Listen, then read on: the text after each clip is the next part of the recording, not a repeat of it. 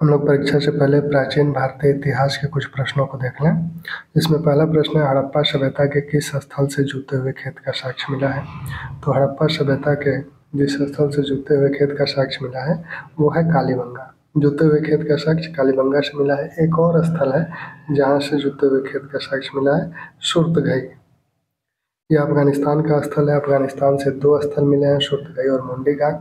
तो सुर्तगई और कालीबंगा से जूते हुए खेत का साक्ष्य मिला है। कालीबंगा राजस्थान का स्थल है। जो चार ऑप्शन हैं, इन चार ऑप्शंस की अगर बात की जाए तो हड़प्पा सबसे पहला स्थल है।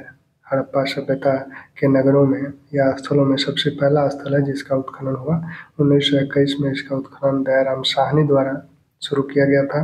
उसके बाद मोहनजोदड़ो का उत्खनन हुआ। 1922 में राघव दास बनर्जी ने मोहनजोदड़ो का उत्खनन करवाया। लोथल का उत्खनन SR राव ने करवाया। कालीबंगा का उत्खनन BB लाल एवं BK थापड़ ने करवाया। हड़प्पा से जो प्रमुख चीज़ें मिली हैं उसमें एक तो यहाँ से 18 वृत्ताकार चबूतरा मिला है। यहाँ से 15 श्रमिक आवास, एक एक कमरे के श्रमिक आवास मिले हैं। 12 अन्नागार मिला है, 6-6 पंक्तियों में, 6-6 पंक्तियों में, 2 पंक्तियों में 12 अन्नागार मिला है। यहाँ की ओखली से गेहूँ और जौ की भूसी के जले हुए साक्ष्य मिले हैं। यहाँ का जो कब्रिस्तान है R37 HR और R37 दो कब्रिस्तान यहाँ है। तो जो आवासीय क्षेत्र के बाहर जो कब्रिस्तान है वो R37 है। यह हड़प्पा काल का कब्रिस्तान है। HR जो कब्रिस्तान है यह परवर्ती काल का कब्रिस्तान है। यहाँ के कब्र से एक काष्ठ पेटिका मिली है। देवदार की लकड़ी का बना हुआ एक ताबूत मिला है। ठीक, यहाँ के कब्रिस्तान से एक स्त्री के साथ बच्चे को दफनाया गया है। वैसे ही जो लोथल है वहाँ से एक शव के साथ, मनुष्य के साथ बकरी को दफनाया गया है। वैसे ही रोपड़ से मनुष्य के साथ कुत्ते को दफनाया गया है। यहाँ से हड़प्पा से चांदी के जड़े हुए शंख से बने पात्रों पर चांदी जड़े जाने का साक्ष्य है।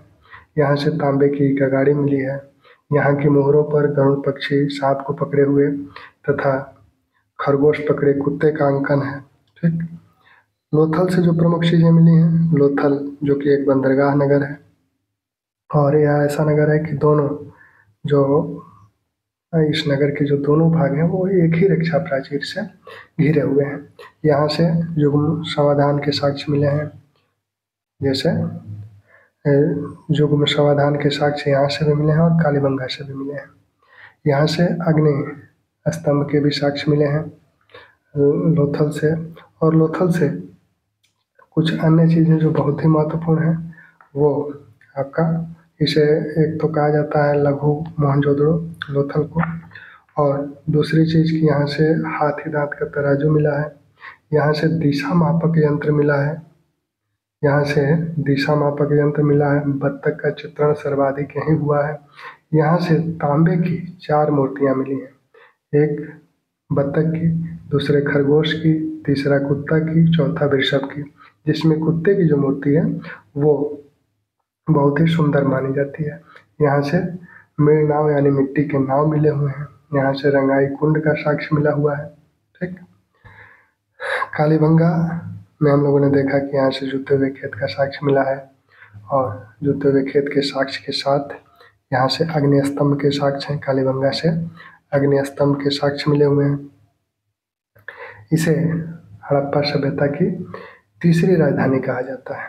जुड़वा राजधानी हड़प्पा और मोहनजोदड़ो को कहा जाता है और इसे कालीबंगा को हड़प्पा सभ्यता की तीसरी राजधानी कहा जाता है। यहाँ अधिकांश घरों के निर्माण में कच्ची ईंटों का प्रयोग हुआ है, इसलिए इसे गरीबों का नगर भी कहा जाता है। यहाँ से आयताकार यज्ञ वेदियाँ मिली हुई हैं।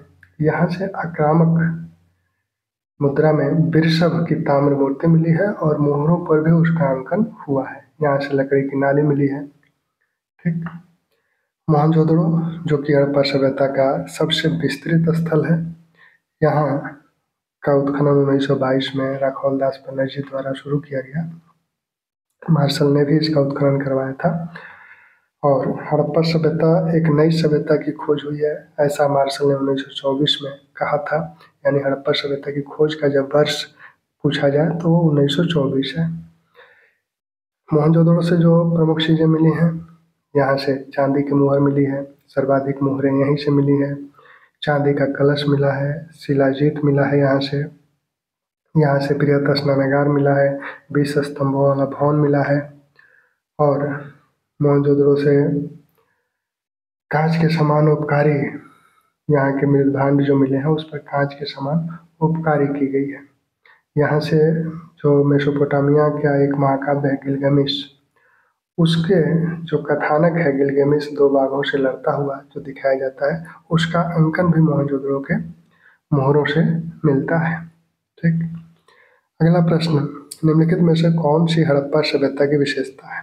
निम्नलिखित में से कौन सी हड़प्पा सभ्यता की विशेषता है? तो पहला विकल्प है यह कांस्ययुगीन सभ्यता थी। यह उत्तर में हड़प्पा से दक्षिण में दैमाबाद तक विस्तृत थी। इस सभ्यता की मोहरें बेलनाकार थीं। इस सभ्यता के विभिन्न स्थलों से लोहा की पूरा वस्तुएं मिली। तो यह कांस्ययुगीन सभ्यता है। यह कांस्ययुगीन सभ्यता है क्योंकि ताम्र सबसे पहले जो धातु खोजी गई वो ताम्र है, और ताम्र में जब टीन मिलाएंगे तो वो कांसा बनता है, यानी कांस्य बनता है। तांबा तकनीकी रूप से या ताम्रपाषाण काल के बाद की सभ्यता है, यहाँ से कांसा की वस्तुएं मिली हैं, यानी कांस्ययुगीन सभ्यता है। कांस्ययुगीन नगरीय सभ्यता इसे कहा जाता है। भारत में प्रथम नगरीकरण इसी काल में हुआ था। दूसरा विकल्प है यह उत्तर में हड़प्पा से दक्षिण में दैमाबाद तक विस्तृत है। तो यह उत्तर में जो इसका सबसे उत्तरी स्थल है वह हड़प्पा नहीं है, इसका सबसे उत्तरी स्थल है मांडा, कश्मीर का मांडा। तो मांडा से लेकर दैमाबाद महाराष्ट्र का जो दैमाबाद है यह इसका सबसे दक्षिणी स्थल है, सबसे उत्तरी स्थल है मांडा। तो मांडा से दैमाबाद, उत्तर से दक्षिण। पूरब में इसका जो सबसे पूर्वी स्थल है वो आलमगीरपुर उत्तर प्रदेश के मेरठ में है। और सबसे पश्चिमी स्थल है कांगेंडोर। ठीक। इस सभ्यता की मोहरें बेलनाकार थीं। इस सभ्यता की मोहरें बेलनाकार नहीं थीं, बल्कि इस सभ्यता की मोहरें आयताकार थी, चौकोर या वर्गाकार थी। ठीक। अगला, इस सभ्यता के विभिन्न स्थलों से लोहा की पूरा वस्तुएं मिली हैं। लोहा की वस्तुएं नहीं मिली हैं, या लौह काल नहीं है। भारत में लोहा की जो वस्तुएं मिली हैं सबसे प्राचीन वो उत्तर वैदिक काल में मानी जाती हैं। लगभग 1000 ईसा पूर्व के आसपास भारत में लोहा मिला है। ठीक। अगला प्रश्न है, निम्नलिखित में से कौन सा यजुर्वेद का पाठ करता था? निम्नलिखित में से कौन सा यजुर्वेद का पाठ करता था? जो चारों वेद हैं उनके जो पाठ करता है वो अलग अलग नाम से जाने जाते थे।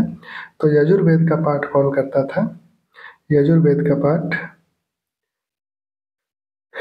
इसमें जो विकल्प है, पहला होत्रा, दूसरा अथर्वु, तीसरा सामम, चौथा ब्रह्मा।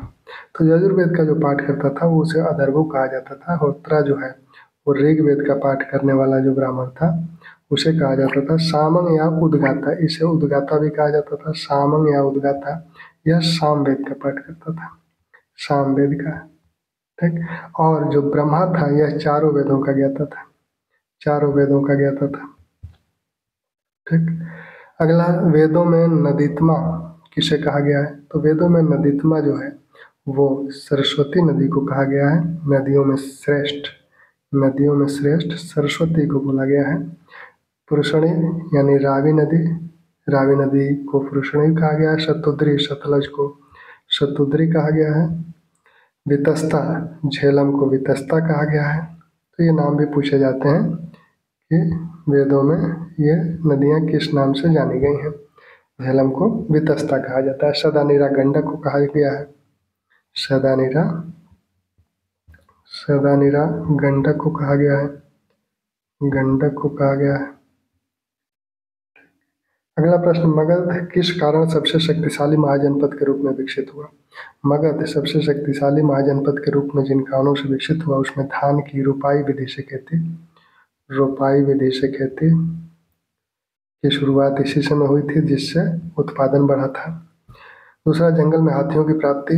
जो दक्षिण बिहार के जंगल थे उसमें हाथियों की प्राप्ति। हाथी उस समय सबसे प्रमुख जो उनका उपयोग था युद्ध में था। दूसरा, जो व्यापार आदि या सामान वगैरह ढोने में इनका प्रयोग होता था। तीसरा, नदी मार्ग की सुगमता। जो नदियां हैं जैसे गंगा नदी वो पूरे उत्तर भारत को जोड़ती थी, तो उस समय जो सबसे सुलभ साधन था वो नदी मार्ग ही था, क्योंकि सड़कें तो आज जैसी पक्की थी नहीं, हवाई मार्ग था नहीं, तो नदियाँ ही संचार का सबसे सुगम माध्यम थी और वो पर्याप्त मात्रा में मगध में थी और मगध को अन्य क्षेत्रों से जोड़ती थी। तो यहाँ तीनों विकल्प सही हैं, क ख ग तीनों विकल्प सही हैं। अन्य कारणों में यहाँ के जो योग्य शासक हैं वो भी हैं। ठीक, यहाँ से जो लोहा की प्राप्ति हुई है, जो दक्षिण के जंगल हैं, तो जंगल में हाथी तो मिले ही, साथ में लोहा भी मिला। और लोहा ने क्या किया कि कृषि के जो औजार थे वो अच्छे बने, गहरी जुताई वगैरह हो पाई फसल कटाई के लिए। दूसरे अस्त्र शस्त्र बढ़िया, लोहे के अस्त्र शस्त्र बहुत ही मजबूत होते थे, क्योंकि इसके पहले जो अस्त्र शस्त्र बनते थे या तो पत्थर के बनते थे या तांबे के या कांसे के, उनमें सबसे कठोर धातु लोहा थी। ठीक, अगला प्रश्न, जीवक किसका राजवैद्य था? जीवक बिंबिसार का राजवैद्य था। जीवक बिंबिसार का राजवैद्य था और इसे बिंबिसार ने बौद्ध संघ का वैद्य नियुक्त किया था। बौद्ध संघ का वैद्य नियुक्त किया था। इसने बिंबिसार ने इसे जीवक को चंड प्रघोत जो कि पांडु रोग से पीड़ित था, उसके इलाज के लिए भी जीवक को भेजा गया था। ठीक, प्रघोत जो कि पांडु रोग से पीड़ित था, इसके इलाज के लिए भी बिंबिसार ने जीवक को यहाँ भेजा था। जैन धर्म के प्रतिपादक कौन थे? जैन धर्म के जो प्रतिपादक हैं वो ऋषभ देव हैं। महावीर जो हैं वो जैन आंदोलन के प्रतिपादक हैं। जैन आंदोलन के प्रतिपादक हैं क्योंकि ये 24वें तीर्थंकर हैं। जैन आंदोलन के प्रतिपादक महावीर हैं और ऋषभ देव जो कि पहले तीर्थंकर हैं, ऋषभ देव या आदिनाथ इन्हें कहा जाता है, वो जैन धर्म के प्रतिपादक हैं, जैन धर्म के संस्थापक हैं।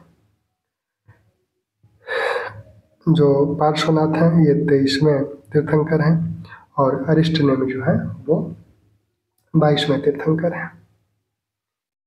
पार्श्वनाथ को जो निर्वाण प्राप्त हुआ था वो समवेद शिखर पर प्राप्त हुआ था, जिसे पारसनाथ की पहाड़ियाँ जो हैं इन्हीं के नाम पर पारसनाथ की पहाड़ियाँ उन्हें बोला गया।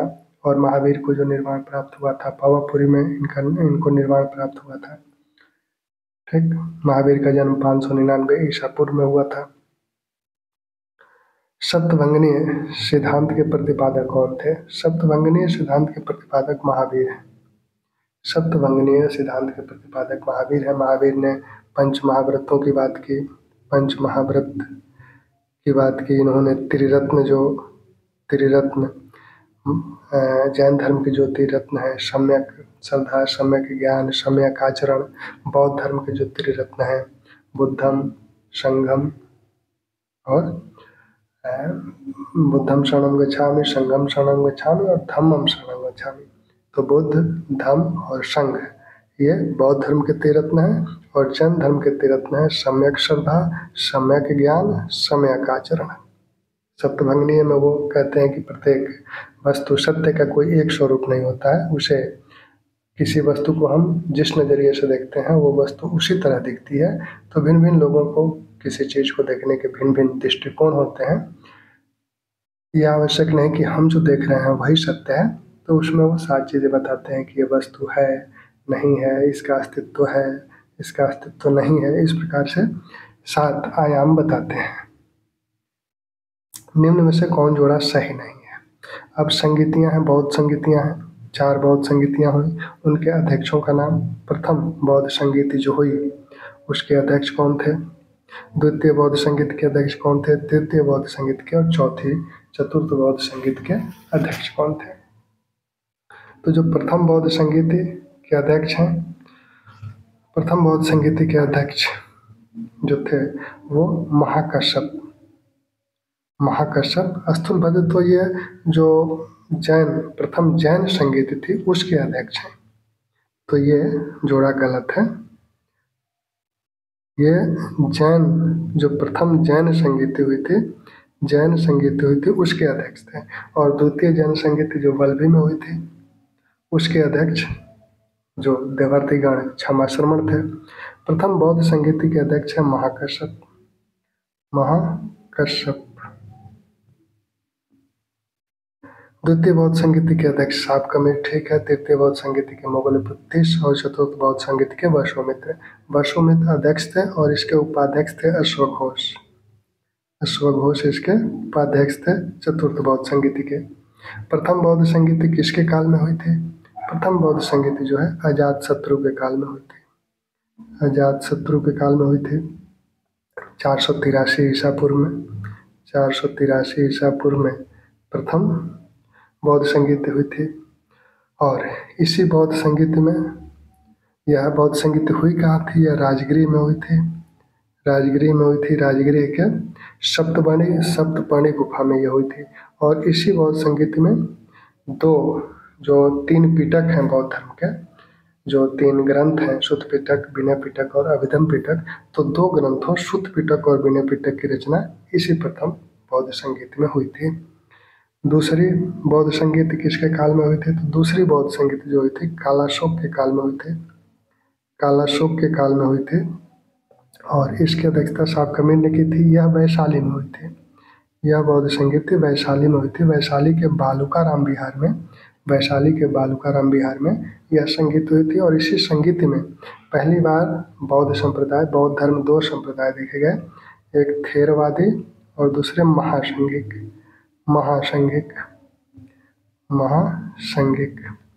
ठीक। तृतीय बौद्ध संगीति के अध्यक्ष मौगुलपुत्तिस हैं। यह पाटलिपुत्र में आयोजित की गई थी। पाटलिपुत्र में अशोक द्वारा बनवाए गए अशोकाराम विहार में, यानी अशोक के काल में यह आयोजित की गई थी। यह लगभग 247 ईसा पूर्व में आयोजित की गई थी। अभिधम पिटक, इसी में जो तीसरा पिटक है अभिधम पिटक, उसकी रचना हुई। अभिधम पिटक की रचना इसी तीसरी बौद्ध संगीत में हुई। ठीक। चौथी संगीति कश्मीर के कुंडल वन में आयोजित हुई। इसकी अध्यक्षता वसुमित्र ने की और इसके जो उपाध्यक्ष थे वह अश्वघोष थे। और इसी बौद्ध संगीत में बौद्ध धर्म 2 स्पष्ट संप्रदायों में बट गया, हीनयान और महायान में बट गया बौद्ध धर्म। और इसी में वसुमित्र ने विभाषा शास्त्र लिखा। ये जो तीनों त्रिपिटक हैं इन पर टीका एक तरह से विभाषा शास्त्र है। तो विभाषा शास्त्र की रचना इसी चतुर्थ बौद्ध संगीति में हुई। इसी चतुर्थ बौद्ध संगीति के बाद जो बौद्ध ग्रंथ हैं जो कि अब तक पाली में लिखे जा रहे थे, उसमें अब संस्कृत का भी प्रयोग होने लगा। अगला, वैदिक देवताओं के संदर्भ में निम्नलिखित में से असुमलित को चिन्हित कीजिए। वैदिक देवताओं, किस देवता का क्या उपाधि या उपनाम था? अश्विन वैद्य के रूप में जाने जाते हैं। वरुण को ऋतस्य गोपा कहा जाता था, बिल्कुल सही है। अग्नि को अतिथि कहा जाता था। इंद्र को विश्ववेदस नहीं कहा जाता है। इंद्र को पुरंदर बोला गया है, पुंडरिक बोला गया है। तो इंद्र के विभिन्न नाम हैं जिसमें उन्हें पुंडरिक बोला गया है, पुरंदर बोला गया है और गोपति बोला गया है, वृत्रहंता बोला गया है। ठीक। तो इंद्र के ये विभिन्न नाम हैं। लेकिन जो विश्व दिवस बोला गया है वो पूषण को बोला गया है, इंद्र को नहीं बोला गया है, बल्कि विश्व दिवस किसे बोला गया है? पूषण को। पूषण जो देवता थे इन्हें विश्व दिवस बोला गया है। ये पूषण मार्गों की रक्षा करते थे और प्रेतात्माओं को पितृलोक में ले जाने का काम इन्हीं का था। और इनकी जो सवारी थी वो बकरी थी, बकरा। इनका पूषण का सवारी बकरा था। ठीक। मार्गों के अध्यक्ष माने जाते थे। इन्हें विश्ववेदस बोला जाता था। इंद्र को जो है, इंद्र के विभिन्न नाम जो थे उसमें उन्हें पुंडरिक बोला जाता था। इंद्र को पुंडरिक,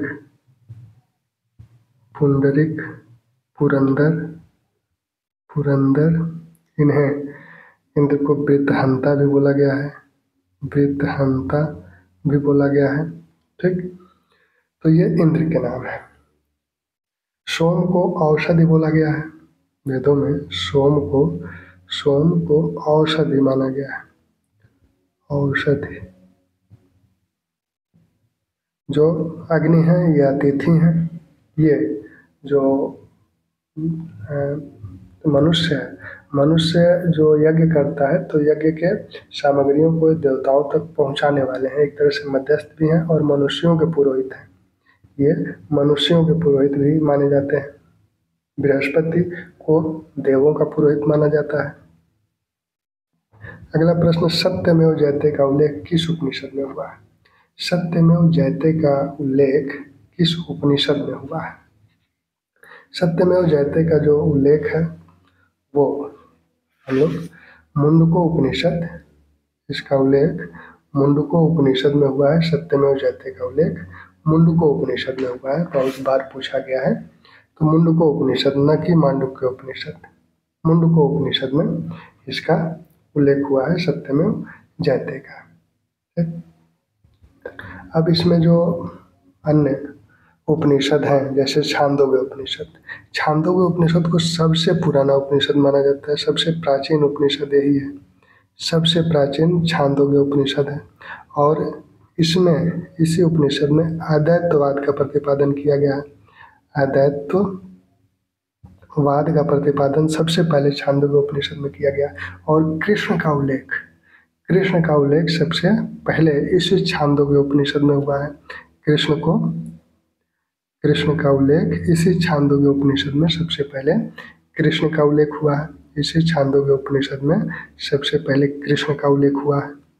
तो कृष्ण का उल्लेख इसी छांदोग्य उपनिषद में सबसे पहले हुआ है। और यहाँ क्या बताया गया उनको कहा गया है कि ये घोर आंगिरस के शिष्य के रूप में इनका परिचय दिया गया है। यहाँ घोर आंगिरस के शिष्य के रूप में कृष्ण का परिचय यहाँ दिया गया है। ठीक, यह सामवेद का उपनिषद है। और जो मुंडको उपनिषद है वो अथर्ववेद का उपनिषद है। मुंडको अथर्ववेद का उपनिषद है, अथर्ववेद, और छांदोग्य जो है सामवेद का उपनिषद है, सामवेद का उपनिषद है। ईशोपनिषद में जो प्रमुख बातें कही गई हैं, इसमें निष्काम कर्म का प्रतिपादन, यह यजुर्वेद का उपनिषद है, यजुर्वेद का उपनिषद है। और इसमें सबसे पहले निष्काम कर्म का प्रतिपादन सबसे पहले इसी उपनिषद में, इस उपनिषद में किया गया है। बृहदारण्यक उपनिषद, यह उपनिषद जो है यजुर्वेद का ही उपनिषद, बृहदारण्यक भी है, यजुर्वेद का ये भी है, यजुर्वेद का बृहदारण्यक भी है, ईशोपनिषद भी है। तो इसमें एक उक्ति मिलती है, असतो मां सद्गम्यम, असतो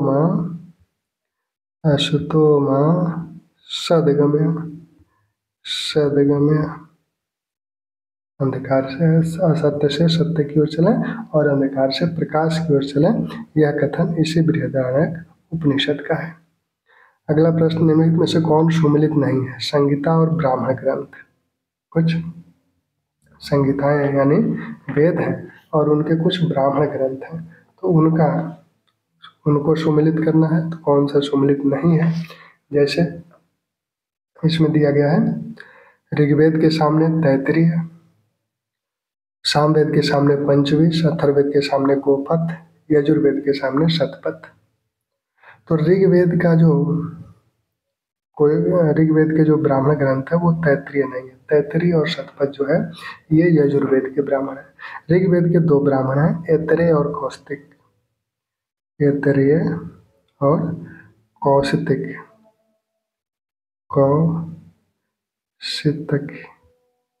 ये ऋग्वेद के ब्राह्मण हैं।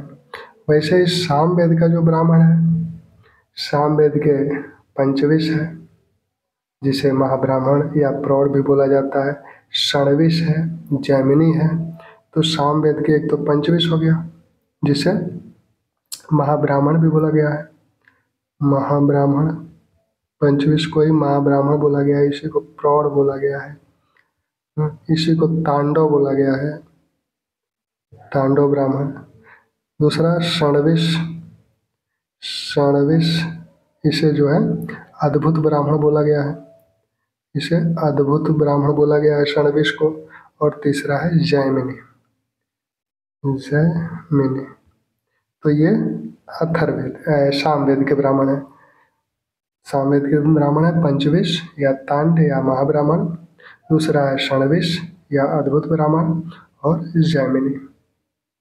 जो अथर्ववेद के ब्राह्मण है, अथर्ववेद का एक ही ब्राह्मण है गोपथ। अथर्ववेद का एक ही ब्राह्मण है गोपथ।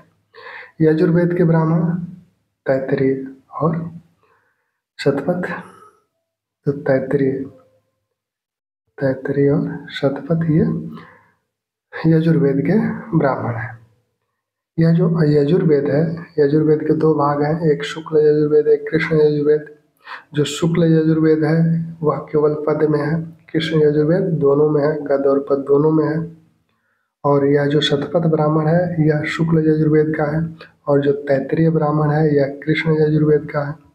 कृष्ण यजुर्वेद का तैत्तिरीय ब्राह्मण है, और शतपथ ब्राह्मण यह शुक्ल यजुर्वेद का है। शुक्ल यजुर्वेद, इसे ही वाजसनेयी संहिता भी बोला जाता है। वाजसनेयी संहिता, इसे शुक्ल यजुर्वेद को भी बोला जाता है।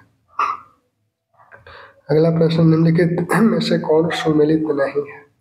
निम्नलिखित में से कौन सुमेलित नहीं है? दर्शन है और प्रतिपादक। दर्शन के नाम दिए गए हैं, उसके आगे उनके प्रतिपादकों के नाम दिए गए हैं। शाक्य दर्शन, शाक्य के प्रतिपादक कपिल मुनि हैं, सही है। योग के प्रतिपादक पतंजलि हैं। न्याय, न्याय दर्शन के प्रतिपादक कौन है? तो न्याय दर्शन के प्रतिपादक गौतम है। वैशेषिक, वैशेषिक दर्शन के प्रतिपादक जैमिनी नहीं है। वैशेषिक दर्शन के प्रतिपादक कणाद मुनि माने जाते हैं। कणाद मुनि वैशेषिक दर्शन के प्रतिपादक हैं, कणाद मुनि। और इसी वैशेषिक में भारत में भौतिक विज्ञान की नींव इसी वैशेषिक से पड़ी। भौतिक विज्ञान की नींव इसी वैशेषिक से पड़ी। ठीक, अब जैमिनी किसके हैं? जैमिनी जो है वो मीमांसा दर्शन, वेदांत जो है, सॉरी मीमांसा, मीमांसा या पूर्व मीमांसा दर्शन के प्रतिपादक जैमिनी है।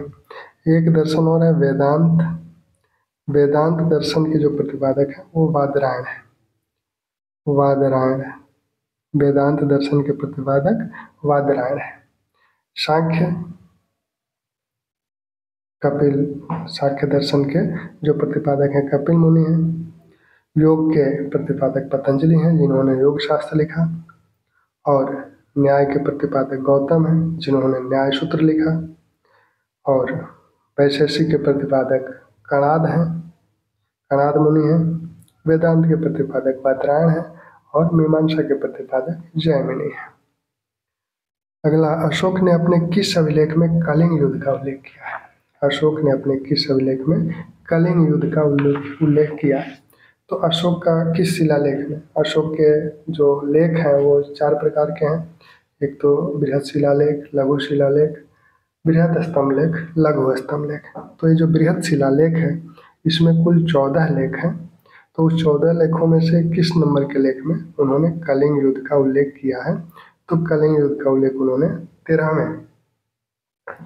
13वां जो लेख है उसमें किया है। 13वें लेख में वो कलिंग युद्ध का उल्लेख करते हैं। जो अशोक के जो लेख हैं इसे प्रश्न पूछे जाते हैं बार बार। एक तो अशोक का जो सबसे पहला अभिलेख खोजा गया वो 1750 में टिपेंथेलर ने दिल्ली मेरठ अभिलेख खोजा था। और सबसे पहले जो अशोक के अभिलेख पढ़े गए 1837 में जेम्स प्रिंसप ने इन अभिलेखों को पढ़ा था। जेम्स प्रिंसप जो है वो कलकत्ता टकसाल का एक अधिकारी था, एशियाटिक सोसाइटी का वो सचिव भी था। और इसने सबसे पहला जो स्तंभलेख पढ़ा गया वो दिल्ली टोपरा था। सबसे पहला जो खोजा गया वो दिल्ली मेरठ था, और सबसे पहले जो पढ़ा गया जिसे जेम्स प्रिंसप ने पढ़ा वो दिल्ली टोपरा था।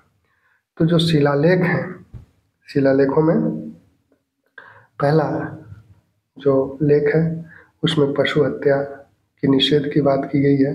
अशोक पशु हत्या निषेध करता है। वो कहता है कि हमारे पाकशाला में 2 मोर से अधिक नहीं मारे जाएंगे, बाद में उनकी भी हत्या नहीं की जाएगी। दूसरा उल्लेख वो कहता है जिसमें कुछ राज्यों का भी उल्लेख है, चेर, चोल, पांड्य, सत्यपुत्र, केरल पुत्र, ताम्रलिप्ति, उन राज्यों का उल्लेख है। और बताता है कि हम इन स्थानों पर भी चिकित्सालय, पशुओं और मानव दोनों के लिए चिकित्सालय स्थापित किए हैं। तीसरे में कहता है युक्त, रजुक और प्रादेशिक को आदेश देता है कि प्रत्येक 5 वर्ष में वो लोग अपने क्षेत्र का दौरा करें। चौथे लेख में वो धम की बात करता है, धमघोष की बात करता है। 5वें में धम महामात्रों की नियुक्ति, जो उसने अपने 13वें वर्ष में धम महामात्रों की नियुक्ति की थी। तो इसमें यह भी पूछा जाता है धम महामात्रों की नियुक्ति कब की थी, तो अपने राज्याभिषेक के 13वें वर्ष में अशोक ने धम महामात्रों की नियुक्ति की थी। 6वें लेख में कहता है मैं जहाँ भी रहूँ सब लोग हित मेरा कर्तव्य है, मैं प्रजा के ऋण से इसी से सब लोग हित करके ही पूर्ण हो सकता हूँ। 7वें में कहता है कि सब जगहों पर सब संप्रदायों के मनुष्य निवास करें, क्योंकि सब आत्मसंयम और आत्मशुद्धि चाहते हैं। 8वें में वो धम्म यात्राओं का उल्लेख करता है कि राज्याभिषेक के 10वें वर्ष को पहली जो धम्म यात्रा किया था बोध गया का किया था। 20वें वर्ष रुमंदेई गया था, लुम्बिनी गया था बुद्ध के जन्म स्थल पर। इसी प्रकार 9वें में वो लोक मंगल की जगह धम्म मंगल की बात करता है कि जो लोक मंगल में विभिन्न प्रकार के जो मंगल कार्य होते हैं उससे कुछ नहीं मिलता है, धम्म मंगल की बात करो, धर्म की बात करो जिससे मोक्ष प्राप्ति होगी। 10वें लेख में वो कहता है कि यश व कीर्ति की निंदा करता है और धम्म नीति की श्रेष्ठता को स्थापित करता है। 11वें में धम्म दान की बात करता है। 12वें में फिर सभी संप्रदायों के सार तत्व में वृद्धि हो, सभी संप्रदायों के सम्मान करने की बात करता है। 12वें में सभी संप्रदायों के सम्मान करने की बात करता है। और 7वें में कहता है कि सभी जगहों पर सब संप्रदायों के मनुष्य निवास करें, क्योंकि सब आत्मसंयम और आत्मशुद्धि चाहते हैं। ठीक वैसे ही 13वें में कहता है कि सबसे बड़ा लेख उसका 13वां है। इसमें कलिंग युद्ध का वर्णन करता है, धम्म विजय का वर्णन करता है। इसी में 5 यवन राज्यों का उल्लेख है। 14वां जो लेख है वह समस्त अभिलेखों का एक तरह से उपसंहार है और उसमें बताता है इन लेखों को कि धम्म लिपि है। अब ये जो 13वां, 11वां, 12वां और 13वां लेख है ये धौली और जौगढ़ के जो उसके अभिलेख मिले हैं उसमें ये 11वां, 12वां और 13वां लेख नहीं है। धौली और जौगढ़ उड़ीसा से जो 2 अभिलेख उसके मिले हैं, धौली और जौगढ़, इसमें 11वां, 12वां और 13वां लेख नहीं है। इसकी जगह 2 अलग लेख हैं जिन्हें पृथक कलिंग प्रज्ञापन बोला जाता है। पृथक कलिंग प्रज्ञापन बोला जाता है। प्रज्ञापन, ठीक, धौली और जौगढ़ में है। अगला पाटलिपुत्र के राजनीतिक महत्व को सबसे पहले किसने समझा था, तो पाटलिपुत्र के राजनीतिक महत्व को सबसे पहले अजातशत्रु ने समझा था। पाटलिपुत्र के राजनीतिक महत्व को सबसे पहले अजातशत्रु ने समझा था और यहाँ पाटली ग्राम जो था वहाँ पर एक दुर्ग का निर्माण करवाया। यहाँ एक दुर्ग का निर्माण करवाया और उस दुर्ग का उद्घाटन महात्मा बुद्ध से करवाया और उसे कुसुम ध्वज, इसी पाटलिपुत्र का एक नाम है कुसुम ध्वज नाम से ये जाना जाता था, उसी समय जाना गया। सबसे पहले उदयन ने इसको राजधानी बनाया, लेकिन जब से सुनाग वंश आया तो उन लोगों ने वैशाली को राजधानी बना ली। तो राजगृह से राजधानी पाटलिपुत्र बनी उदयन के समय, लेकिन फिर राजधानी परिवर्तित हो गई। इसे सुनागों ने वैशाली को अपना राजधानी बना लिया। फिर अंततः कालाशोक के काल में आकर पाटलिपुत्र अस्थायी रूप से राजधानी बन गई। कालाशोक के काल में आकर पाटलिपुत्र अस्थायी रूप से राजधानी बन गई। अगला प्रश्न है सातवाहन वंश का संस्थापक कौन था, तो सातवाहन वंश का संस्थापक शिमुख है। सातवाहन वंश का संस्थापक शिमुख था। यही सातवाहन वंशी जो शासक हैं इनके नाम मातृ प्रधान है। मातृ प्रधान इनके नाम है। जैसे गौतमी पुत्र सातकर्णी, ये गौतमी के पुत्र थे। ठीक, निम्नलिखित में से किस क्षेत्र पर यवनों का प्रभाव नहीं पड़ा। जो भारत पर यवनों का आक्रमण हुआ, यहाँ पर वो अपनी सत्ता भी स्थापित किए, तो ज्योतिष के क्षेत्र में उनका प्रभाव था। सिक्कों के क्षेत्र में लेखयुक्त सिक्के, सांचे में ढाले गए सिक्के इन्हीं लोगों ने सबसे पहले चलाया। कला के क्षेत्र में भी उनका जो गंधार कला शैली थी उन्हीं से प्रभावित थी। कर के क्षेत्र में कोई प्रभाव इनका नहीं दिखता है, ऊपर सभी तीनों में इनका प्रभाव दिखता है। कोट और पतलून का पहनावा भारत में किसने प्रचलित किया? कोट और पतलून का पहनावा भारत में कुषाणों ने प्रचलित किया। कुषाणों ने कोट और पतलून का पहनावा शुरू किया और साथ में जो राजा के दैवीय उत्पत्ति का सिद्धांत था, इसमें ये अपने आप को देवपुत्र कहते हैं, देवपुत्र कहते हैं, बड़ी बड़ी उपाधियां धारण करते हैं, शाहानुशाही की उपाधियां धारण करते हैं। सामंतवाद की जो बात होने लगी, इसी समय से होने लगी। सामंत शाही उपाधियां, शाही और शाहानुशाही जैसी उपाधियां कुषाण ही धारण करने लगे। ठीक। देवगुप्त किस गुप्त शासक की उपाधि थी? देवगुप्त किस गुप्त शासक की उपाधि थी? अब जो गुप्त शासक हैं, इन गुप्त शासकों की जो उपाधियां हैं, उन उपाधियों को देखा जाए तो देवगुप्त उपाधि मुख्य रूप से जिसकी है वो है चंद्रगुप्त विक्रमादित्य। चंद्रगुप्त विक्रमादित्य की को देवराज, देवगुप्त आदि कहा गया है। देवराज, देवगुप्त, शशांक, विक्रमादित्य आदि ने कहा गया है। समुद्रगुप्त की जो उपाधियां हैं वो है धरणीबंध,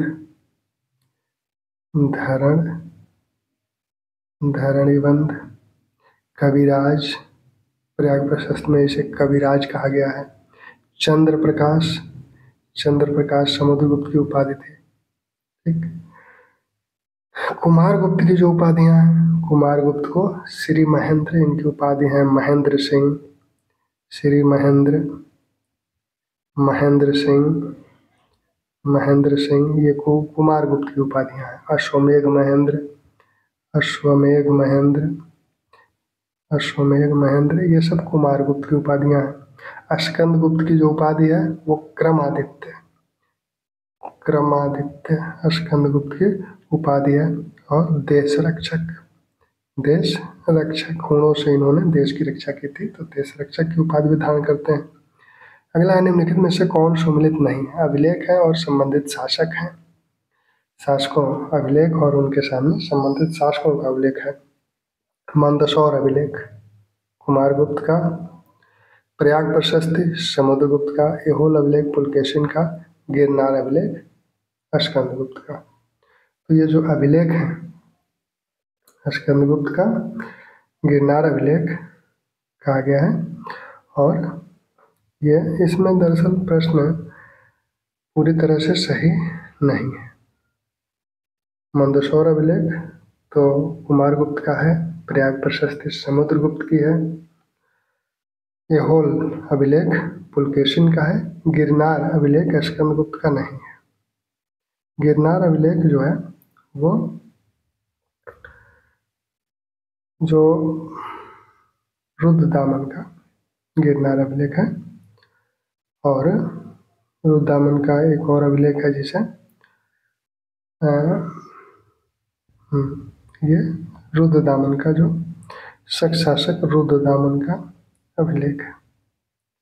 स्कंदगुप्त का अभिलेख नहीं है। स्कंदगुप्त के जो अभिलेख हैं उसको आगे वाले प्रश्न में हम लोग देखें। जूनागढ़ अभिलेख किसका है? जूनागढ़ अभिलेख, तो जूनागढ़ जो अभिलेख है यह किसका अभिलेख है? तो जूनागढ़ अभिलेख स्कंदगुप्त का है। जूनागढ़ अभिलेख स्कंदगुप्त का है।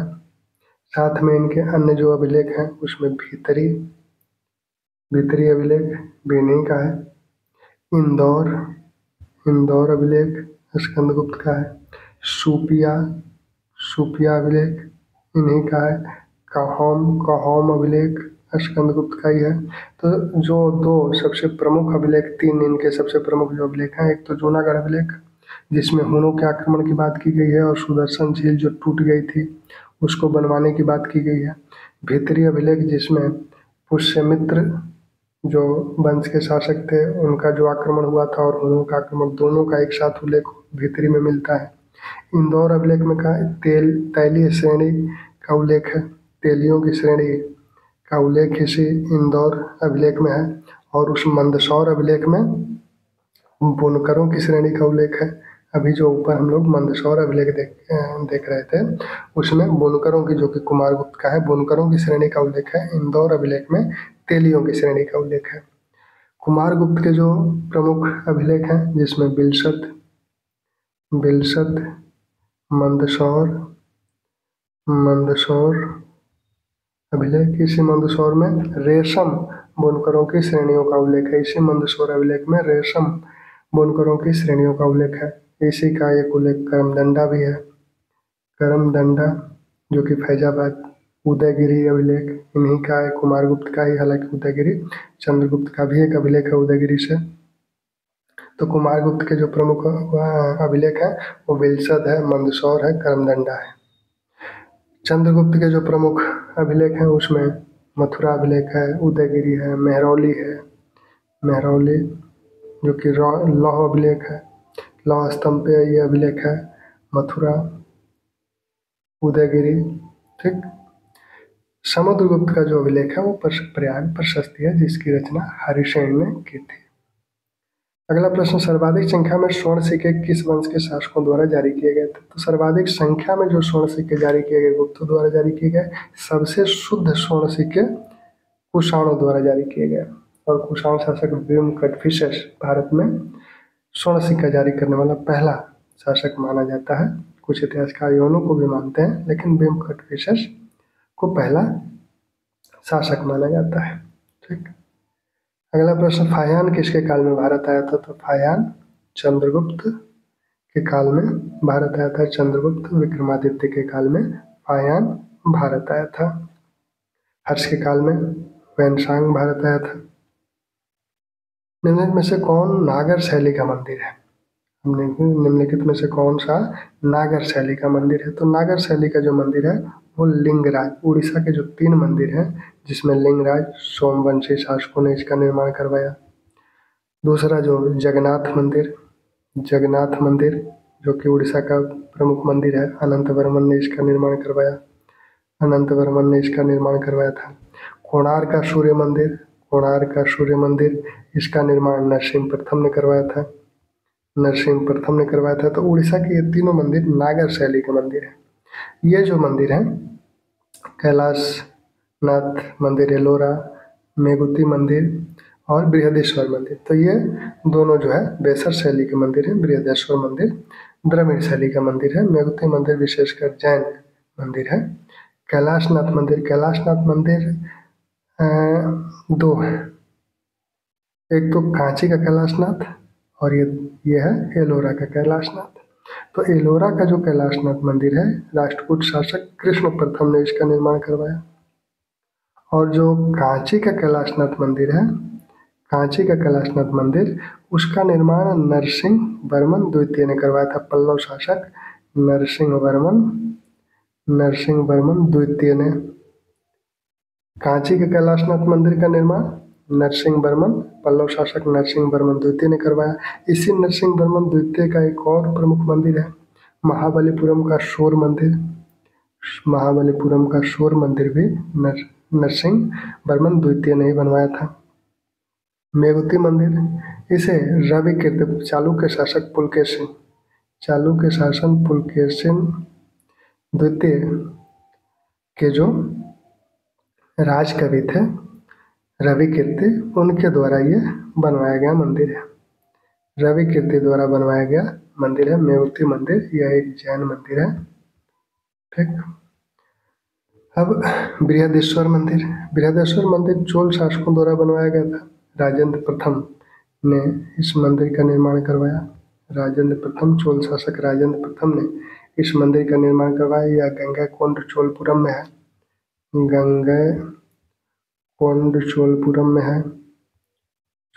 में यह मंदिर है। इस गंगैकोंड चोलपुरम की स्थापना भी राजेंद्र प्रथम ने की थी। राजराजेश्वर एक मंदिर, चोलों का एक और प्रमुख मंदिर है राजराजेश्वर, जो कि तंजौर में है। ये तो बृहदेश्वर है। राजराजेश्वर जो कि तंजौर में है, और इसका निर्माण जो है राजराज प्रथम ने करवाया था। ठीक। यह सबसे ऊंचा मंदिर है द्रविड़ शैली का सबसे ऊंचा मंदिर है राजराजेश्वर मंदिर, 13 मंजिला मंदिर है। बृहदेश्वर 8 मंजिला है और राजराजेश्वर 13 मंजिला मंदिर है। ठीक।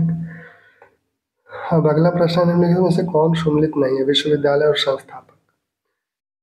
तो नालंदा विश्वविद्यालय चंद्रगुप्त द्वारा नहीं करवाया गया था।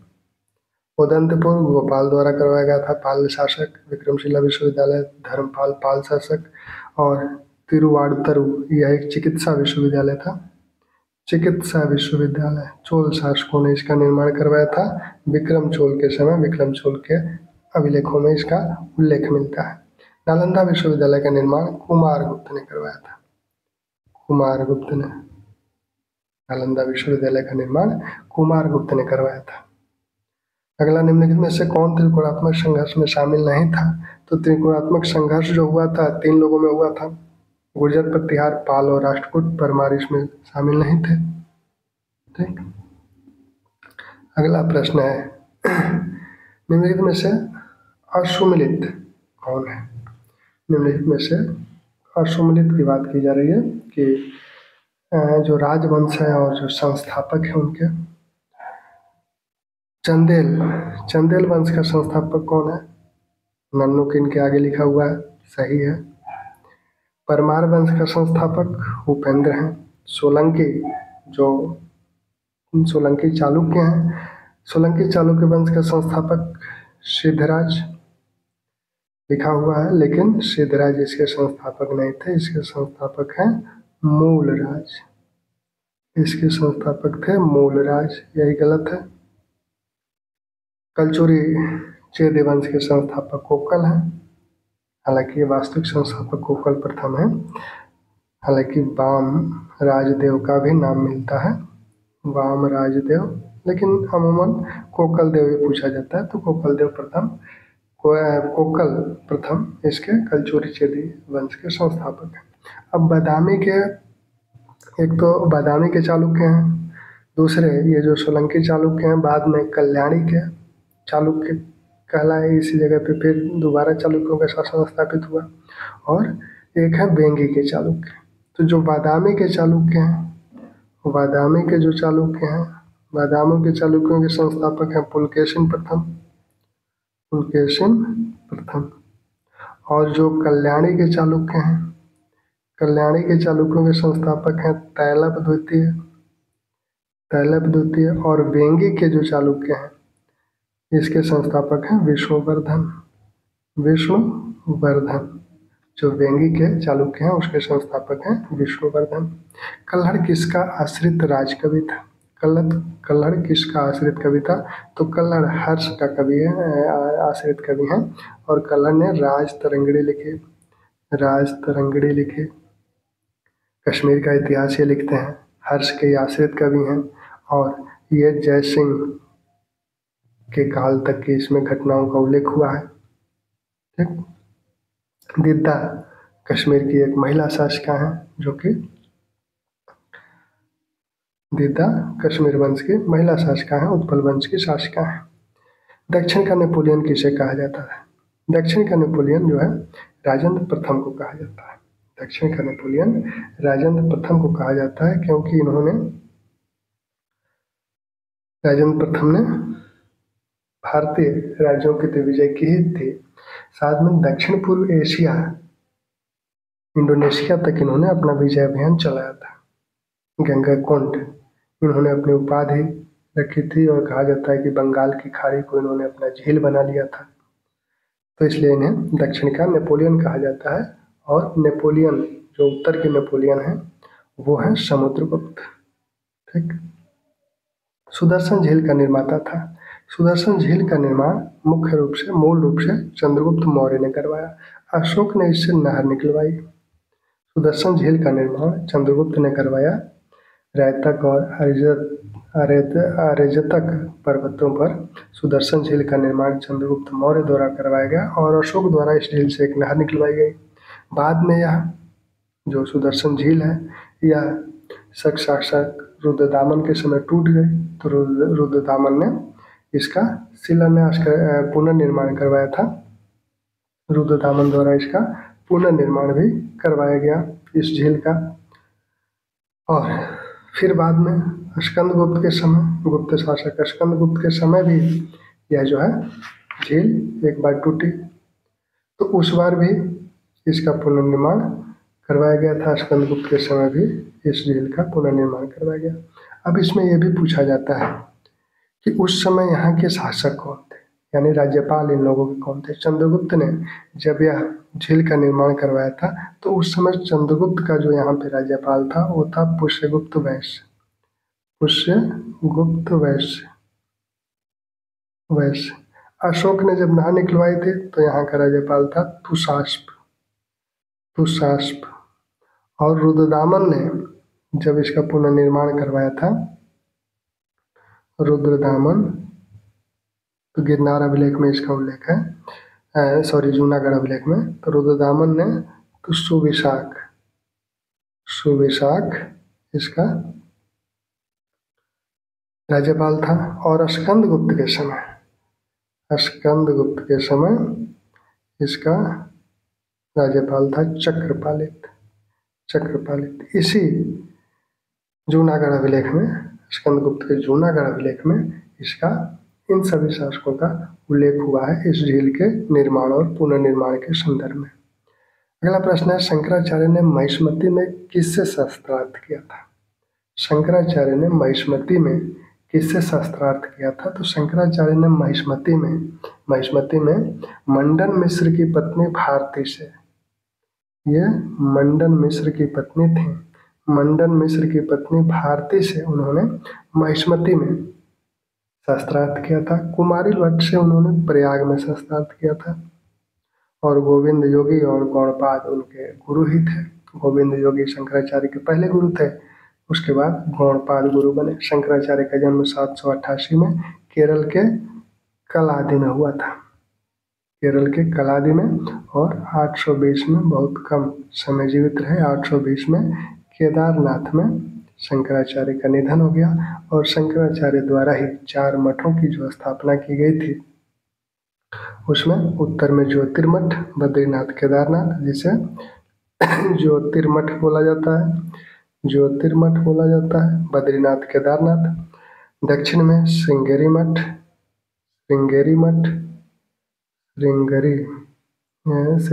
मठ, जिसे मैसूर में जो है, पूरब में गोवर्धन पीठ,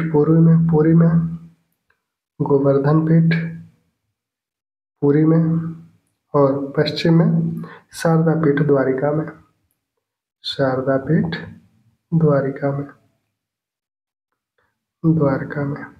ठीक। अगला प्रश्न, नायनार कौन थे? तो नायनार जो है ये शैव संत हैं, और अलवार ये वैष्णव संत हैं। ये पल्लव काल में जो भक्ति आंदोलन की शुरुआत जो पल्लव काल में हुई, उसमें शैव भक्ति आंदोलन का नेतृत्व नायनार कर रहे थे, और वैष्णव भक्ति आंदोलन का नेतृत्व आलवर कर रहे थे। ठीक। तो ये कुछ इतिहास के जो कुछ महत्वपूर्ण प्रश्न थे, तो एक बार इसे आप अवश्य देख लीजिएगा एग्जाम के पहले, बहुत समय नहीं लगेगा, आधा घंटा 40 मिनट में आप इसे देख लेंगे। ठीक, धन्यवाद।